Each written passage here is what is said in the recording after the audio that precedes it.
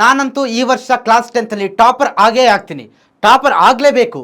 State topper ಆಗಬೇಕು, ಇಲ್ಲ district topper ಆಗಲೇಬೇಕು. ನಾನು ಜಾಸ್ತಿ ಮಾರ್ಕ್ಸ್ ತೊಗೊಂಡು ಟಾಪರ್ ಆಗಿ ನನ್ನ ತಂದೆ ತಾಯಿ ಆಸೆನ ಫುಲ್ಫಿಲ್ ಮಾಡಬೇಕು. ಈ ರೀತಿ ಗೋಲ್ಸ್ ನಿಮಗೂ ಇದೆಯಲ್ವಾ?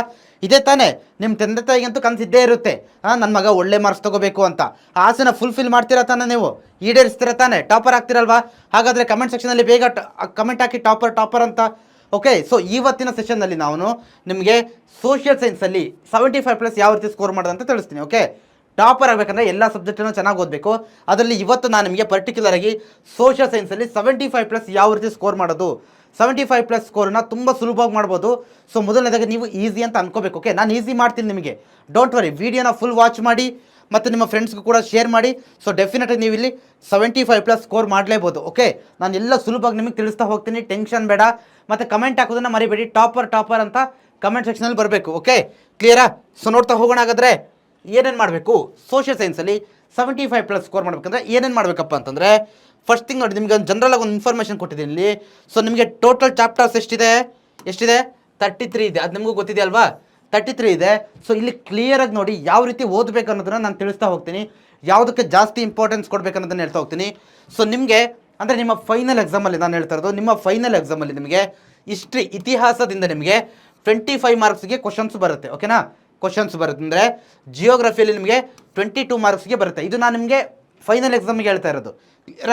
ಸೋಷಿಯಾಲಜಿಯಿಂದ, ಸಮಾಜಶಾಸ್ತ್ರದಿಂದ 8 ಮಾರ್ಕ್ಸ್, ಬಿಸ್ನೆಸ್ ಸ್ಟಡೀಸಿಂದ 7 ಮಾರ್ಕ್ಸ್, ಎಕಾನಮಿಯಿಂದ 7 ಮಾರ್ಕ್ಸ್, ಪೊಲಿಟಿಕಲ್ ಸೈನ್ಸ್ ರಾಜ್ಯಶಾಸ್ತ್ರದಿಂದ 11 ಮಾರ್ಕ್ಸ್. ಓಕೆ, ಸೊ ಇಷ್ಟು 80 ಮಾರ್ಕ್ಸು ಯಾವ್ಯಾವ ಒಂದು ಪೋರ್ಷನಲ್ಲಿ ಜಾಸ್ತಿ, ಯಾವ್ಯಾವ ಪೋರ್ಷನಲ್ಲಿ ಕಮ್ಮಿ ಬರುತ್ತೆ ಅಂತ.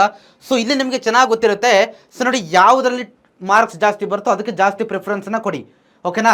ಜಾಸ್ತಿ ಟೈಮಿನ ಅದಕ್ಕೆ ಕೊಡ್ತಾ ಹೋಗಿ, ಹಂಗಂತ ಬೇರೆದನ್ನು ನೆಗ್ಲೆಕ್ಟ್ ಮಾಡಬೇಡಿ. ಎಲ್ಲದನ್ನು ಓದಬೇಕು, ಬಟ್ ಇದು ನಿಮಗೆ ಚೆನ್ನಾಗಿ ಗೊತ್ತಿರಲಿ. ಓಕೆ, ಈ ಕಾನ್ಸೆಪ್ಟ್ಗಳಿಗೆ ನೋಡಿ, history 25 marks, geography 22 marks. Okay, ಹಾಗಾಗಿ ಇವೆರಡಕ್ಕೆ ಜಾಸ್ತಿ ಪ್ರಿಫರೆನ್ಸ್ ಕೊಡಿ. ಸ್ಪೆಷಲಿ ಹಿಸ್ಟ್ರಿ ಕಷ್ಟ ಅಂತೀರ ತುಂಬ ಜನ, ಏನು ಕಷ್ಟ ಮಾಡಲ್ಲ. ಅದಕ್ಕೂ ನಿಮಗೊಂದು ನಾನು ಏನಿದೆ ಒಂದು ಸೊಲ್ಯೂಷನ್ ಕೊಡ್ತೀನಿ. ಲಾಸ್ಟ್ವರೆಗೂ ವಿಡಿಯೋ ನೋಡಿ, ಎಲ್ಲ ತಿಳಿಸ್ತೀನಂತೆ. ಓಕೆ, ಸೊ ಕ್ಲಿಯರಾ? ಸೊ ಎಲ್ಲ ಕೂಡ ಇದೇ ರೀತಿ ಓದ್ತಾ ಹೋಗಿ. ಓಕೆ, ಇದೇ ರೀತಿ ಪ್ರಿಫರೆನ್ಸನ್ನು ಕೊಡಿ. ಜಾಸ್ತಿ ಟೈಮ್ ಇವುಗಳಿಗೆ ಕೊಡ್ತಾ ಹೋಗಿ, ನಂತರ ಮಿಕ್ಕಿದೋಕೆ ಕೊಡ್ತಾ ಹೋಗಿ. ಕ್ಲಿಯರ್ ಆಯ್ತಲ್ವ ಇದು? ಸೊ ಯಾವ ರೀತಿ ಅಂತ ಹೇಳಿದ್ದೀನಿ. ಸೊ ಇದಾದ್ಮೇಲೆ ನೋಡಿ, ಸೊ ಯಾವ ರೀತಿ ಓದ್ಬೇಕು ಸರ್? ಹಾಗಾದರೆ ಚಾಪ್ಟರ್ಗಳನ್ನೆಲ್ಲ ಯಾವ ರೀತಿ ಓದಬೇಕು ನಾವು ಅಂತಂದರೆ, ಒಂದು ಚಾಪ್ಟರ್ ಕವರ್ ಮಾಡ್ತೀರಲ್ವಾ? ಈಗ ಸಪೋಸ್ ನಿಮ್ಮ ಸ್ಕೂಲಲ್ಲಿ ಯಾವುದೋ ಒಂದು ಚಾಪ್ಟರ್ ಕವರ್ ಮಾಡಿದ್ರೆ, ಫಸ್ಟ್ ಚಾಪ್ಟರ್ ಕವರ್ ಮಾಡಿದಂತಂದರೆ ಫಸ್ಟ್ ನೀವೇನು ಮಾಡಬೇಕು, ಆ ಚಾಪ್ಟರ್ಗೆ ಸಂಬಂಧಪಟ್ಟಂತೆ ಕ್ವಶನ್ಸ್ಗಳನ್ನ ಸಾಲ್ವ್ ಮಾಡಬೇಕು. ಕ್ವಶನ್ಸ್ ಅಂತ ಕೊಟ್ಟಿದ್ದೀನಿ. ಇಂಡಿವಿಜುವಲ್ ಆಗಿ ಪ್ರತಿ ಚಾಪ್ಟರ್ದು ಕೂಡ ಆ ಚಾಪ್ಟ್ರಲ್ಲಿ ಪ್ರೀವಿಯಸ್ ಇಯರ್ ಕ್ವಶನ್ ಪೇಪರ್ಸು, ಅದು ಆ್ಯನ್ಯುವಲ್ ಎಕ್ಸಾಮು, ಪ್ರಿಪ್ರೇಟರಿ ಎಕ್ಸಾಮು ಯಾವುದಾದ್ರಾಗಿರ್ಬೋದು, ಪ್ರೀವಿಯಸ್ ಇಯರ್ ಯಾವುದೇ ಕ್ವಶನ್ಸ್ ಕೇಳಿದ್ದೀರ ಅಂತ ನೋಡಿ.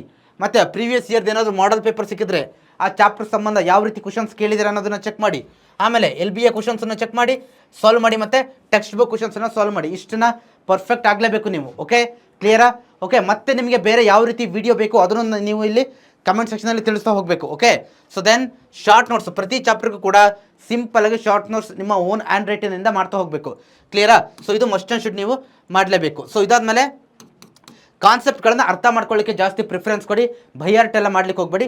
ಕಾನ್ಸೆಪ್ಟ್ಗಳನ್ನು ಅರ್ಥ ಮಾಡ್ಕೊಳ್ಳಿಕ್ಕೆ ಹೆಚ್ಚಿನ ಪ್ರಿಫರೆನ್ಸನ್ನು ಕೊಡಿ.